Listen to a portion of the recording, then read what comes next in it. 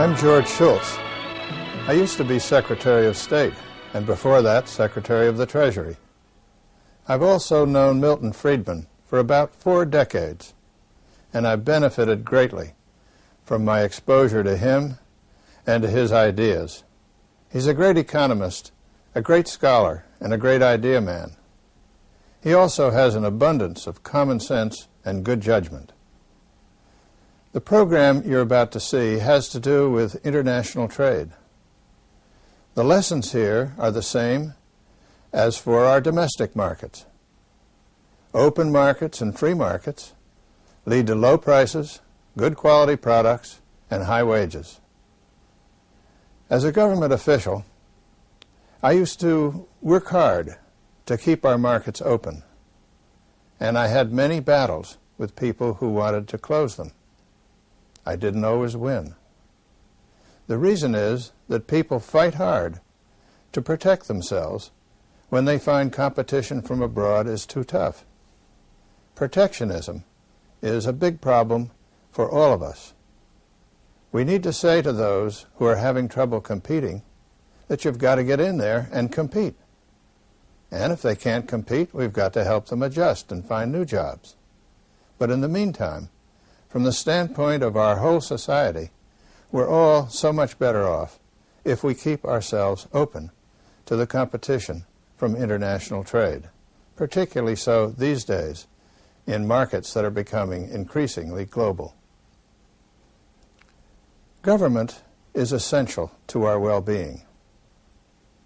We need it to protect our security, and we need government to provide stable and orderly and lawful conditions in which our society can operate. But practically all governments go too far and intrude themselves much too much in economic and business affairs. It seems an almost irresistible temptation. So let's remember what that great humorist Will Rogers used to say. Just be thankful you're not getting all the government you're paying for.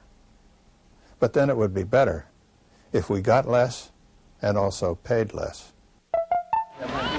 Human and political freedom has never existed and cannot exist without a large measure of economic freedom. Freedom is making choices. What's best for me? What do I want to do? We all want to be free to choose. No government official is telling these people what to do. Parental control, parents choosing the teacher, parents monitoring the schooling. Free to live your own life, pursue your own goals, chase your own rainbow, without the government breathing down on your neck or standing on your shoes. Most of us would choose prosperity if we could, but what's the best road to that goal? Free trade set off a process that revolutionized Japan and the lives of its people. The Pilgrims tried a form of socialism over 300 years ago. Unfortunately for their fair-minded plans, they prospered only after they were allowed to keep for themselves all the food they grew. Who says economic institutions don't matter? We may dream of a perfect world, but we all know that's not possible. Hong Kong is very far from utopia.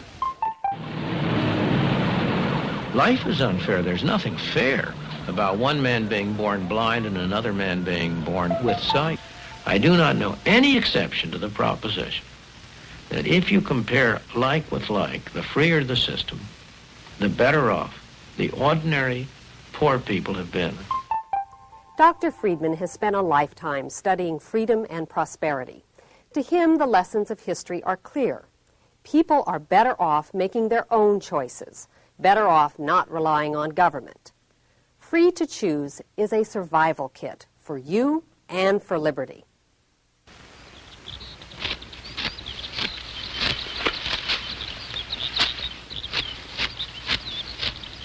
It's harvest time, and Japanese farmers gather their crops for the rice market in Kyoto.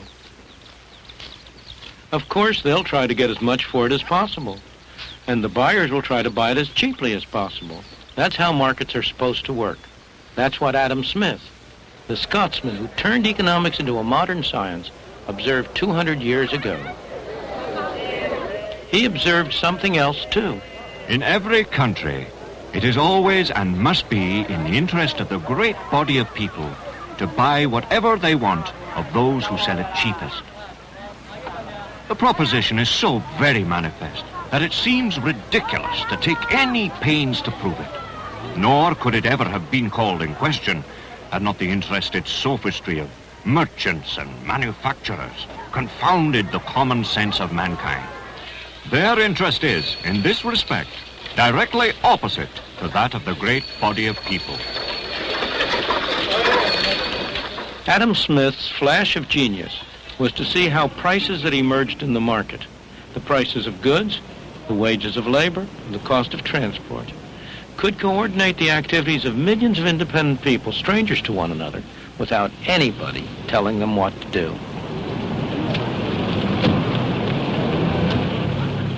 His key idea was that self-interest could produce an orderly society benefiting everybody.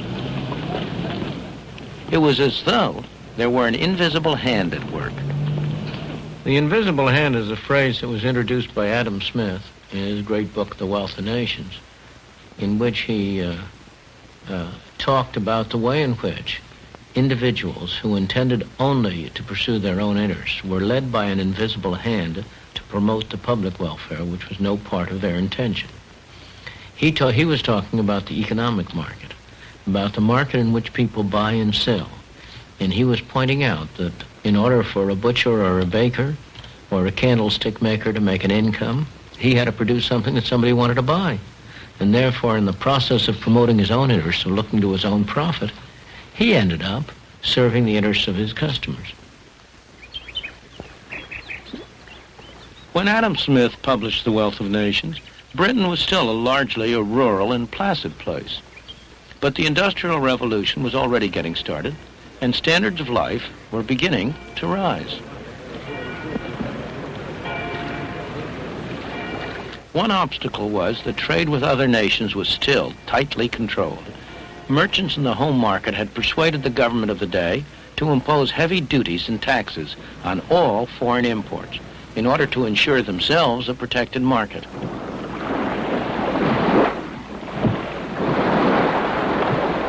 One of the results was to turn Britain into a nation of lawbreakers. Smuggling was a national pastime. Brandy, wines, tobacco, anything with a heavy customs duty on it. For years, the revenue men fought a losing battle along the shores and inlets of the British Isles. In 1846, after years of argument and partial success, the followers of Adam Smith finally persuaded the British Parliament to remove all duties on goods imported from abroad. Britain embarked on complete free trade, giving a further push to the rising standard of life. What happened in Britain as a consequence of releasing the tremendous force of self-interest had the unintended effect of benefiting millions of people all over the world. And by 1851, the evidence was proudly on show at the great Crystal Palace exhibition.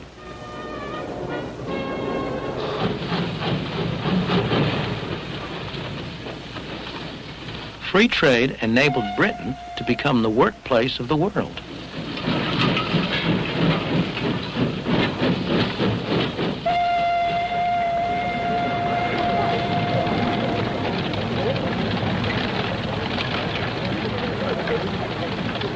But was it all an accident?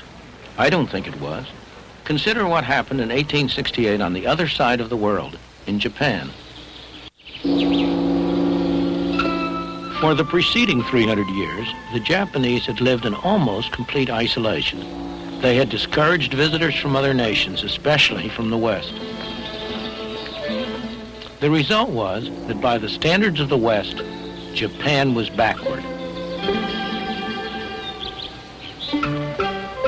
It was a feudal society with lords and serfs, and woe betide anyone who tried to change the order of things.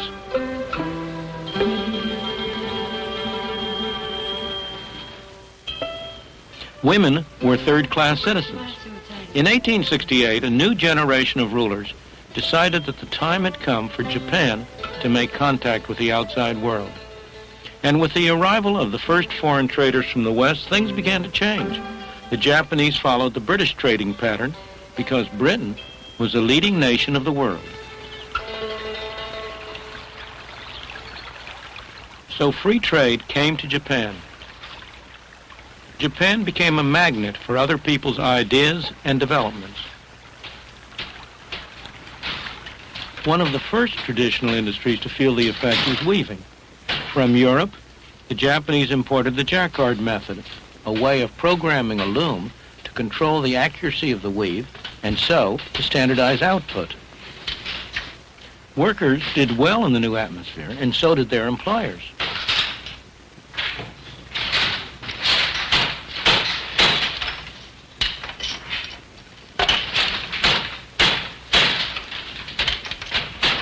The adoption of mass production techniques meant that workers were able to move out of the traditional industries and into the new industries, which all added to the trade boom.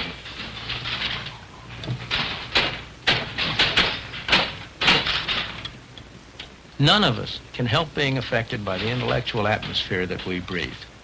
In the middle of the 19th century, when Japan ended her self-imposed isolation and entered the modern age, it never occurred to her leaders to follow any other course than that of free enterprise and free markets.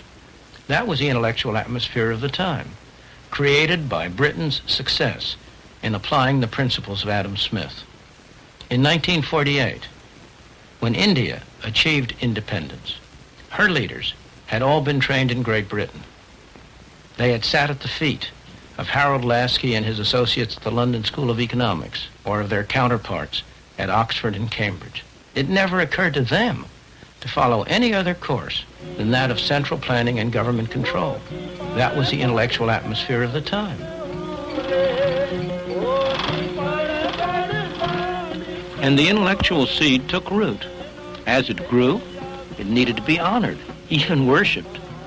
Every year on the anniversary of Gandhi's birth, people all over India do just that.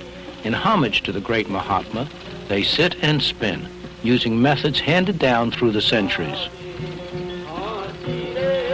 But it's more than just a symbol of honoring the past. It typifies the policy that they are actually following. The new government in 1948 decided that India's traditional weaving industry and its workers should be protected from 20th century industrialization. What were the consequences of that policy? This is India today, 30 years after winning independence. And these are scenes in a very typical Indian community, one of thousands. It's called Anakaputar, and it's about 1,000 miles south of the capital, New Delhi.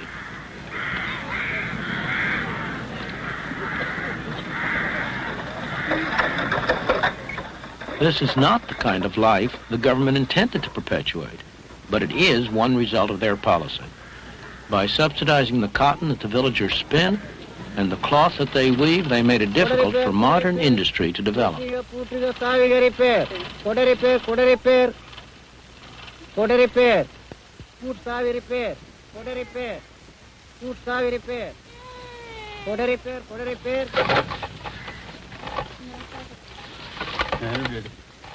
This is sizing. It's an essential technique in cloth production where the yarn is smoothed clean.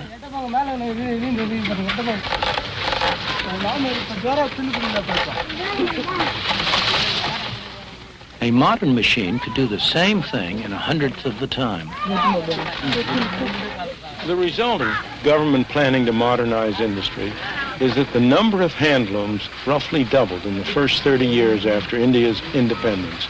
Today, in thousands of villages throughout India, the sound of handlooms can be heard from early in the morning till late at night. In this village alone, there are more than 3,000 handlooms in operation. Since 1948, 3 generations of villagers have sat at these looms, making cloth with patterns that never vary, using methods that never change.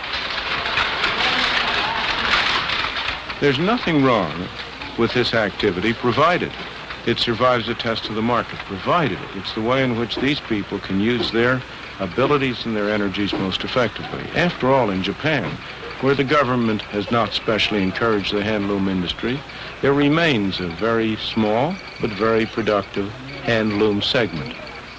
The trouble here is that this industry exists only because the government has subsidized and supported it, because it has, in effect, imposed taxes, direct and indirect, on the rest of the people of India, people who are no better off than these people are, in order to enable this activity to continue.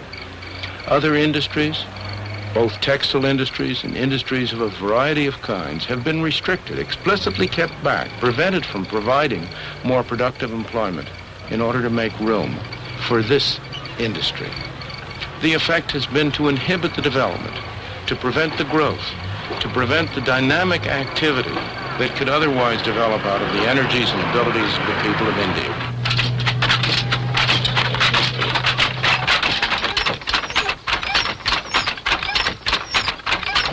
This looks like a factory, but it's also home for the people who work here. When they're not sitting at their looms, they eat and sleep in a corner of this hut.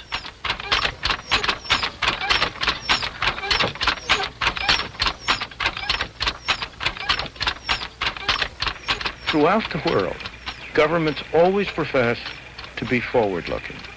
In practice, they are always backward-looking, either protecting the industries that exist or making sure that whatever ventures they have decided to undertake are encouraged and developed. This occurs at the expense of the kind of healthy development of new, dynamic, adaptive industries that would surely occur if the market were allowed to operate freely, if it were allowed to separate out the unsuccessful ventures from the successful ones, discouraging the unsuccessful and encouraging the successful.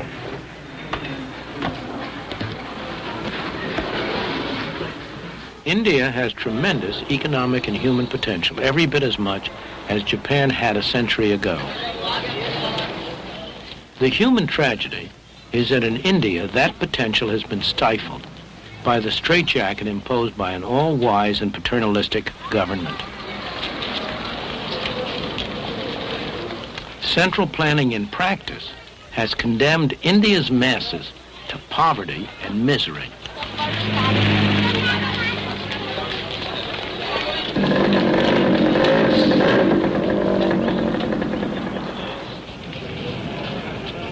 We know what has happened in Japan. Free trade set off a process that revolutionized Japan and the lives of its people. Improvements in material well-being went hand in hand with the elimination of the rigid social structure of a century ago. It's no accident. As always, economic freedom promotes human freedom. And in the meantime, what has happened to the Japanese weaving industry?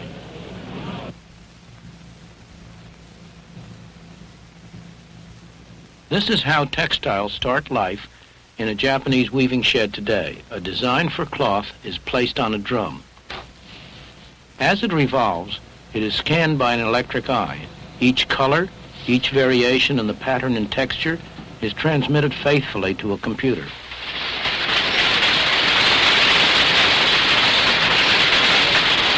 It's all that the modern loom of Japan requires.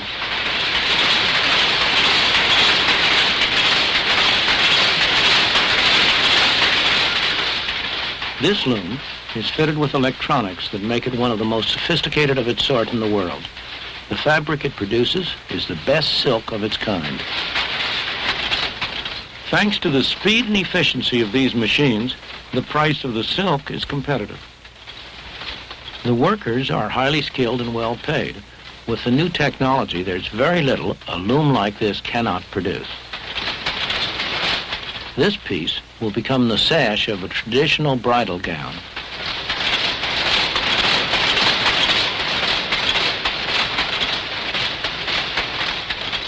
These are machine-made products, but by any standards, they are beautiful.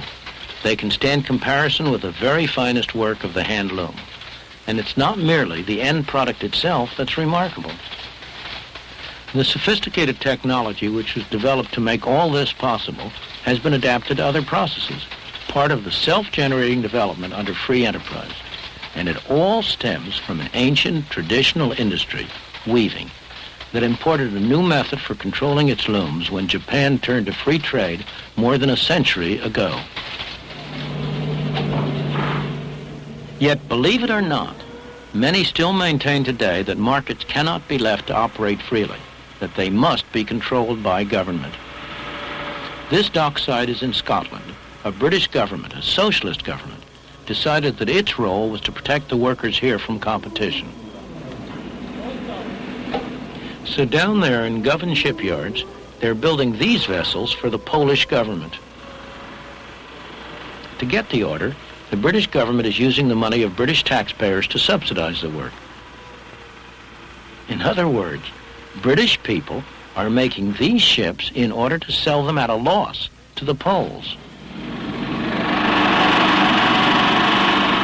Not only the Poles, but also we in America benefit from this kind of philanthropy. The steel industry in the United States makes a fine product. Other countries do too. And their steel is often cheaper, sometimes because their taxpayers subsidize it. So why shouldn't the American consumer buy steel wherever he can get it cheapest, at home or abroad? The American steel industry works very hard trying to persuade us that it's not in our self-interest to buy in the cheapest market. They urge the government to restrict what they call unfair competition, though of course they recognize that there are dangers in this. The dilemma of asking our government for assistance in this problem of unfair competition bothers many of us because the sword does cut both ways.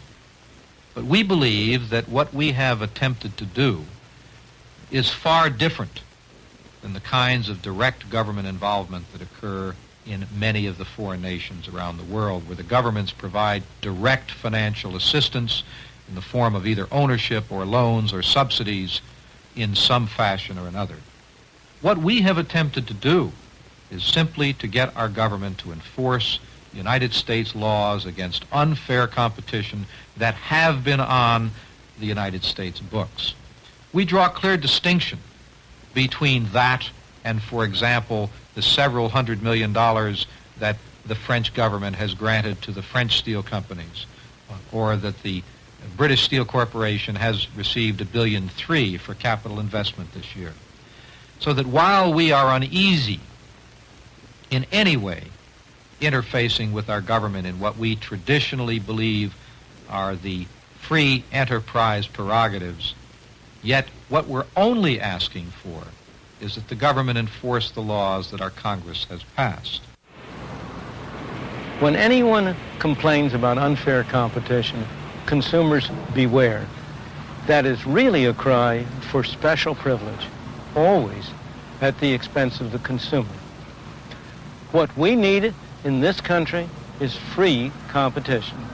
As consumers buying in an international market, the more unfair the competition, the better. That means lower prices and better quality for us.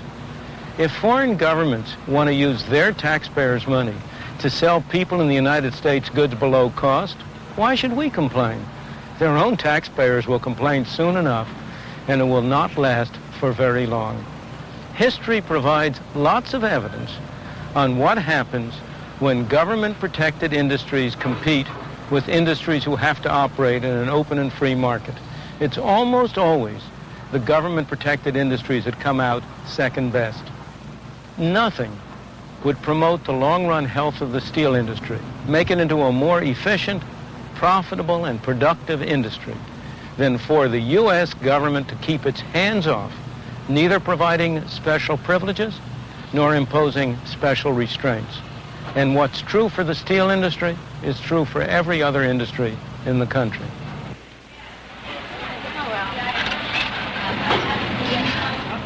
These women work in an industry that so far hasn't asked for special protection, the silicon chip industry. Every one of these small squares on this disc is a highly complicated, integrated micro circuit. An American technician examines them for defects. It's highly skilled work, and she's had a lot of training. When she's done her job, the rejects will be separated from the rest, and the good circuits will be packed up and sent halfway round the world to Malaysia. The product of American technological skills returns looking like this. Each microcircuit has been enclosed in ceramic by a Malaysian worker who is highly productive at this sort of work, but the Malaysians are not able to test their products. So back they come here to America to be fed into these machines. American engineers are good at producing sophisticated machines. In an operation that lasts a fraction of a second, these machines can test every circuit, can grade it for quality, and then can sort it into one of 6 different categories of reliability. And that's not the end yet, because American silicon chips are exported to many countries where foreign workers assemble them. The final product is then returned to our stores, so that you and I, the consumers, can benefit from $10 calculators, as well as from a lot of other electronic devices that not long ago simply did not exist.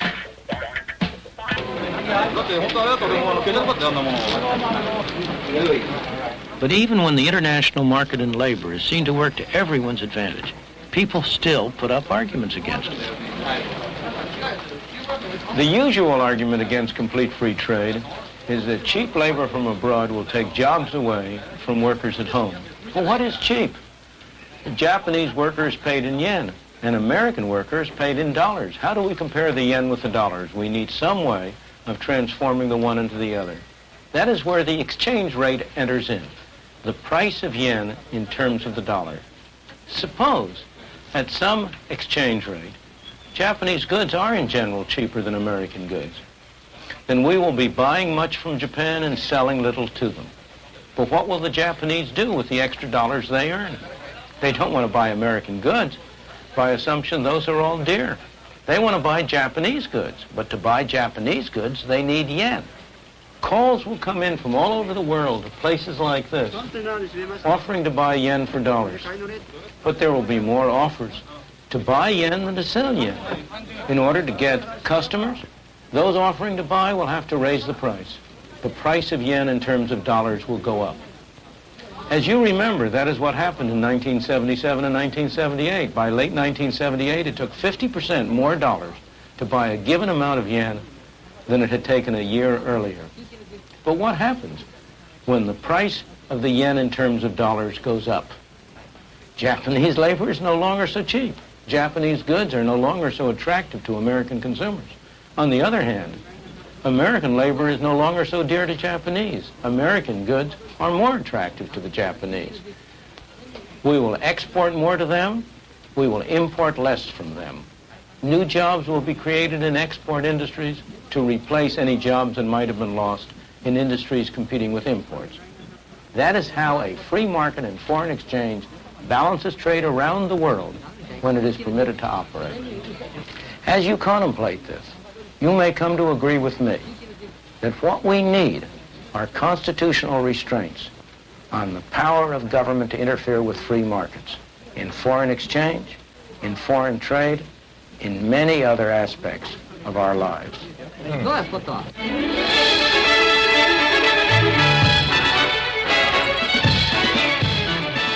I'm Linda Chavez.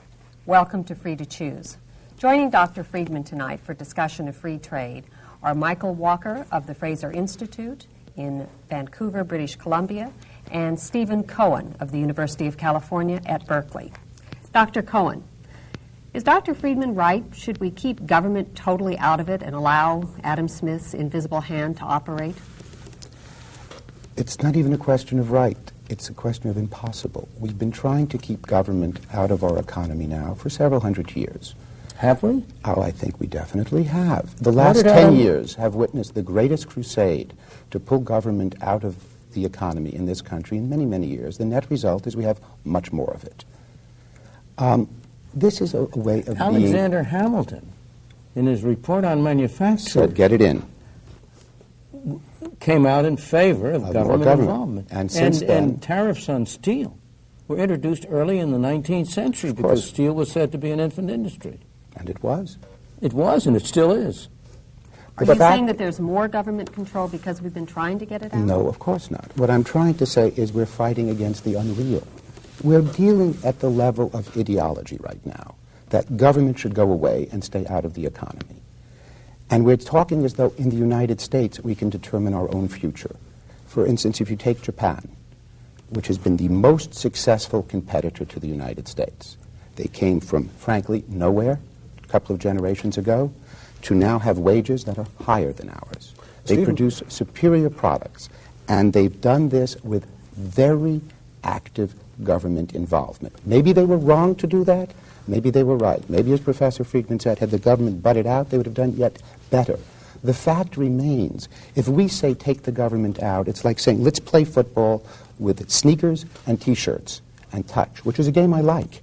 And the other guys are still using hard-shell helmets. You can't do it Stephen, yourself. that's the fundamental problem with your analogy is that the competition that we have in trade is not a competition in which somebody loses and somebody wins. It's a competition in which everybody wins. And this idea that the Japanese, that as a competitor to the Americans, that the Japanese in some sense won, is nonsense. Look at all the Japanese automobiles on American roads. Everybody who drives a Japanese automobile or uses a Japanese product is a winner as a result of this competition that there has been between the Japanese and the Americans for the sympathies of the American consumer. So it's quite wrong to take this sort of military or combative notion. That might be right if the whole world did that sort of thing, and that Japanese consumers would have had the choice during the 60s and 70s to drive Fords or Volkswagens. That's a fallacy. They didn't.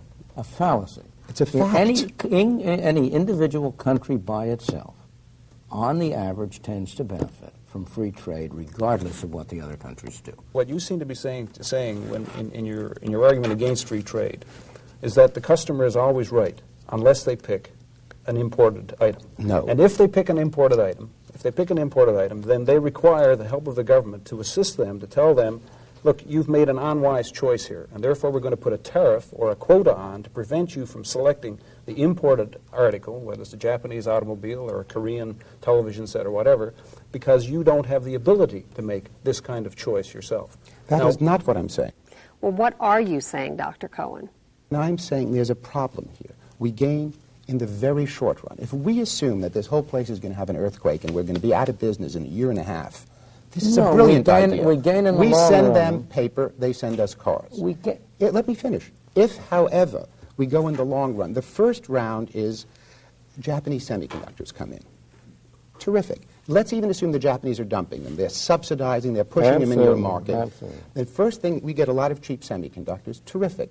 This wonderful fictional person called the consumer has a gain. However, the same person happens to be a producer. That's how he gets his income, to become a consumer. He's suddenly put out of business. Two things occur.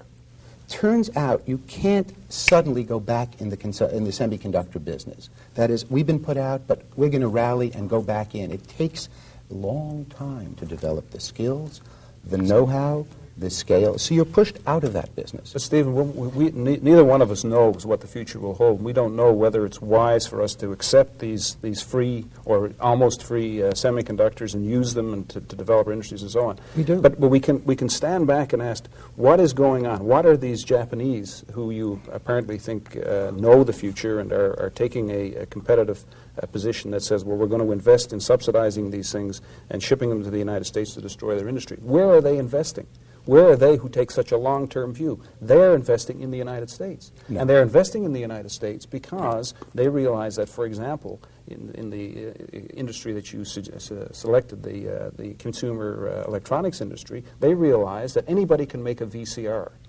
But it takes a good, well-developed service industry, for example, to develop the software that's played on a VCR. And that's why they're buying, excuse me, that's why they're buying... Nobody can make a VCR except the Japanese. There are no American VCRs. But who cares? Sony is just buying MGM. Yes. Sony is buying MGM because they realize that the product that's produced by a VCR is not the machine. That's a $200 item. There's a $1,000 item that's made up of the software, namely the films that are going to be played on that VCR, and they're investing in America because America produces the software. Let me interject here for a second because I want to ask Dr. Friedman a question. Dr. Friedman, maybe VCRs aren't that important, but what about the defense industry? Should we really keep hands off there, or should we step in and protect? Even Adam Smith made national defense an exception. But I think that while in principle it's an exception, in practice it's an excuse. I think one of the greatest statements I've heard about this whole problem was by Colin Clark, a famous economist, who said, you know, people say that the trouble with that free trade is fine in theory, that's what Mr. Cohn is saying, but it doesn't work in practice. He says they're absolutely just wrong. It's just the opposite. Any half-baked graduate student can give you a half a dozen special cases for tariffs. Infant industry arguments, the problem of getting back in, the kind of thing you've mentioned, and so on. The trouble is that those arguments don't work in practice. In practice, we put on the wrong tariffs in the wrong places in the wrong way. The same thing is true of Japan. You're talking about Japan's great success. Yeah. But let me ask you, does the average Japanese citizen, you say his wages are higher than they are in the United States. That's only because of an artificial exchange rate. Quite. There is no Japanese who will tell you that the standard of living in Japan is higher than the standard of living in the United States. It is not. And why not? Why not? Because of the Japanese protectionist policies with respect to rice and with respect to land. The average Japanese pays something like 6 to 7 times the world price for rice. We do the same thing in the United States. The average American citizen pays 2 to 3 times the world price for sugar. How does the United States benefit from that?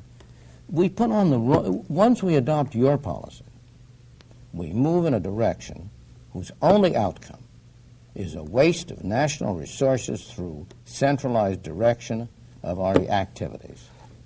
Germany's industrialization went like an express train all through the last quarter of the 19th century and the first part of the 20th century. German industrialization did not follow what was then the dominant ideology of free trade. It said, look, the British, well, please, come on. There was the marriage of rye and iron when Bismarck came in. Well, they were targeted industries. What was the first thing the Germans did? They copied all the possible British technologies. They they first of all eliminated all their internal tariffs. I mean, Germany was formed its nation. Yes, within the nation, they opened up markets, and between the German nation and the rest of the world, they had lots and lots of trade. But they had targeted development. They had strategic policies, not stupid mass government inhibitions. They said, look, the future chemical industry, we push resources and we help the chemical industry. We protect it for a while because the British are well ahead. They did the same thing in steel, chemicals, and machinery. Yeah. But if you look at it... nobody's ahead of the Germans in chemicals right now. But if you look at it, the problem is that we lose our sense of perspective. By today's standard, what Germany did in the period you're talking about, we would today call free trade. They did intervene. Well, I don't know what we mean. And that's exactly the same thing that you're doing with respect to Japan. You are not allowing for the extent to which what happened in Japan was between 1914 and 1939. Japan shifted policy and became a highly protectionist, a highly centralized, a highly controlled, and its real income went down. In 1939, it went into war, and after the war, it did abolish. In fact, Japan, since World War II, has been much less of a centralized and protectionist state than it was between the wars. That is probably very true, but since World War II... with the United States, by my judgments, the United States is every bit as protectionist as Japan is. I'm not saying the United States is Snow White. I think we have a lot of protectionism, but we have stupid protectionism. The question is there any other kind? Yes, there is. Take a look at Japan. In post-war Japan, take a concrete industry, automobiles, because they're important, and you can understand. Which strategically, MIDI, don't forget, try to suppress. Don't forget that when you're talking about this wonderfully intelligent policy pursued by the Japanese government, that they actively tried to suppress the exportation of automobiles because they felt that the Japan was Japanese that it was silly for Japanese to compete in the world. Has not batted 1,000 in its policy. I'd say they've been hitting about 465. Well, I guess you use the example of automobiles. 1 minute, I will. Which a 465 hitter is Nobel Prize baseball. But I don't believe they've been batting. I believe that the post-war development of Japan is a tribute to the force of free markets in opposition to MITI. I think you cannot attribute it to MITI. This is all true, but it has no concreteness. This is ideology. Let's look at automobiles. It is not ideology. Automobiles are concrete. I can understand them, I can count them, I can drive them. If you look at the automobile market in Japan in 1962, the year I was getting out of college, so I remember the year, Detroit produced more cars in a week than Japan produced in a year. That's true. There was no way on earth Toyota or Nissan could have competed with Ford. And if we want to argue that Ford was too foolish to sell into Japan, there was Fiat, there was Volkswagen, there was Renault, and then there's the list of the dead, Austin and the other British It was makers. also very low Japanese real incomes, which is... It was a smallish market. Yeah. How many cars were imported into Japan in 1962? Zippo. They go to 1965, Zippo. 1970, Zippo. 1975, Zip. 1980, pretty much nothing. A couple of BMWs with the steering wheel on the wrong side of the road. During all that period, there was no way the outside automobile makers could get into the Japanese market, either by selling product or by setting up a wholly owned subsidiary, making the product in the Japan market. That is what I call a protected market. It sure is. Sure is. And what happened as a result is the Japanese automobile industry now makes more cars than the American Not as a industry. result of that, far from it. You mean despite that? Despite that, of course. That is, the government policy, they would have been producing twice as many cars now. I don't know about twice as many. I don't even know if they've been producing as many. But they would have had a more productive automobile industry Had that they not would have protected. contributed more to the well-being of the people of Japan. Who could be against progress? That's not what we're talking about, sir. But you're against it. Well, Milton, Quite I think, the but I think- contrary. I think there is an important point that we're missing here, though, Milton, and that is that we're talking about this as though we're an economic problem. I don't think protectionism is an economic problem. isn't. Protectionism is a political disease. It follows the well-known pattern suggested by H.L. Mencken when he said that elections are a kind of a futures market in stolen property. And who is being stolen from here? It's the consumers who have to pay a higher price for the product. And who benefits? It's the manufacturers who get that, as it were, that tax that's levied on consumers. And the problem is that even if they know about it, consumers have no interest in going about and engaging in political action to stop it, because for them it means a few dollars more on a car or a few dollars more on a VCR or whatever, and they have no incentive to go out and engage in the political action to get the tariffs taken down or get the quotas removed. And it's so therefore a very insidious and difficult thing. It's nothing to do with economics. It's a political problem. Dr. Cohen, I understand what you're against. You think that free trade doesn't work in practice. What are you for? Well, it's not a question of free trade not just working in practice. It does not work in theory. Let's be very clear. This films you've been showing, I have never seen anything with quite the ideological content of that, as I said, outside the Middle East. You live a sheltered life. I have been fortunate. It assumes a set of assumptions that have been proven wrong. American economics sits around spinning on the basis of its assumption, admitting of no facts, admitting of no foreign intervention. I beg your pardon. You simply are demonstrating the parochialism of your knowledge. The facts in that film are absolutely correct. Japan did progress very much under free trade from 1868 to 1914. India has remained relatively stagnant under a system, a policy of protection. Those facts are correct. Those are also what we used to call glittering half-truths. The other half of those truths are Germany in the late 19th century progressed splendidly under strategic policy. And Germany in the last half of the 19th century progressed greatly. It progressed greatly. And that Japan as Mike was saying greatly. earlier, because it eliminated tariffs within the country. It got a large free trade area in the same way the common market has been moving, in the same way the U.S.-Canada agreement has been moving. It progressed greatly, despite the fact that it introduced some tariffs toward the external world. That's the two cases of the most successful rich country progress. Germany in the early 20th century and late 19th century, Japan in the post-war period. No, Japan in the post-war War II period. 1 minute, I haven't finished my sentence. Japan in the post-war period are the two most startling and impressive examples of truly muscular and impressive industrial. Both, you claim, were achieved despite the fact that they used strategic development policies. I would like to say England and the United States have, despite the fact they've tried to use free market policies and have not. We've had tons of protectionism in this country. But the intellectual climate that says protectionism, you only have one word, protectionism. It's like people in Florida talking about snow. There's one word, snow. Eskimos have 100 words for snow. We have one word Just for from protectionism. Canada, don't forget. You know that. The Japanese have 100 words, despite the fact that these two countries have succeeded so well. You say, well, had they only done it our way, they would have done better. But I find that really hard to believe. You've had the last word, Dr. Cohen. Thank you for joining us on Free to Choose. Next week, we'll be discussing Eastern Europe and the road to prosperity.